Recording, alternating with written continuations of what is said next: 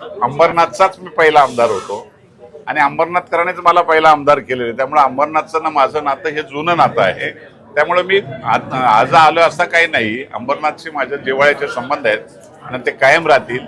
फक्त एकच आहे की अंबरनाथच्या नगरपालिकेमध्ये भारतीय जनता पार्टीची सत्ता यावी या भूमिकेतून आम्हाला सगळ्यांना RPI असेल, आम्ही सगळे भारतीय जनता पार्टी एकत्रितपणे लढतोय आणि चांगल्या विचारातून ही सत्ता यावी हेच फक्त त्या राज्याचे मुख्यमंत्री आदरणीय देवाभाऊ उद्या 6 वाजता अंबरनाथच्या गावदेवी ग्राउंडवर अंबरनाथकरांना खऱ्या अर्थाने विकासाचं मॉडेल काय असावं हे सांगण्यासाठी, आमच्या नगराध्यक्षांना आशीर्वाद देण्यासाठी आणि आमच्या उमेदवारांना आशीर्वाद देण्यासाठी उद्या येतात.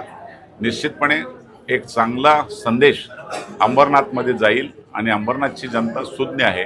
पहिल्यांदा अंबरनाथच्या जनतेला कमळ या निशाणीवर बटन दाबण्याची संधी मिळते. मी अंबरनाथकरांना एकच विनंती करेल की तुम्हाला ही संधी खऱ्या अर्थाने मार्गशीर्ष महिन्यामध्ये आलेली आहे.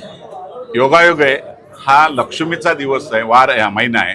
त्यामुळे नक्कीच एक चांगल्या विचारातून आमची लक्ष्मी तिथे विजयी होईल आणि नक्कीच नगराध्यक्ष हा भारतीय जनता पार्टीचा बसेल असा मला विश्वास आहे. लोक जनशक्ती पार्टी आपले रामविलास पासवान यांच्या पक्षाने भारतीय जनता पार्टीच्या उमेदवारांना पाठिंबा जाहीर केला. मी त्यांचं मनापासून स्वागत करतो. खरं म्हणजे सत्ता आजपर्यंत शिवसेनेचीच आहे. म्हणजे नगरपालिका पण शिवसेनेकडेच होती, आमदार सुद्धा शिवसेनेचाच आहे, खासदार सुद्धा शिवसेनेचे आहेत. पहिल्यांदा नगरपालिका भारतीय जनता पार्टीकडे यावी यासाठी आमच्या उमेदवारांना मी ते अपील केलं.